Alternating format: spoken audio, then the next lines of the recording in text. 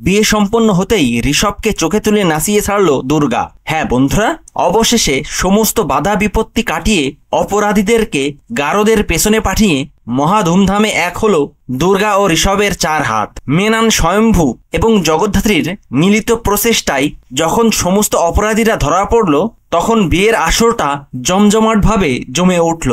7 পাক সিঁদুরদান সম্পন্ন হতেই নববধূর রূপ ছেড়ে দুর্গা ধারণ করলো তার আসল রূপ। দুর্গা ঘটালো সকলের সামনে এক অভাবনীয় কাণ্ড।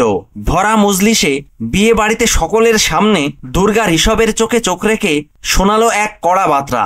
দুর্গা ঋষভকে বলল, কি ভাবছো আমার বর হয়েছো বলে আমার মাথায় চড়ে নাচবে? সেটা কিন্তু একদমই হবে না। আজ থেকে আমি যা বলবো তাই হবে, তাই শুনে তোমাকে চলতে হবে।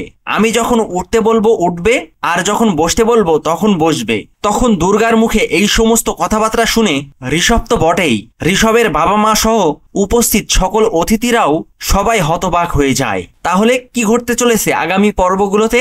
ঋষভদের বাড়িতে কি এবার দুর্গার রাজত্ব শুরু হতে চলেছে?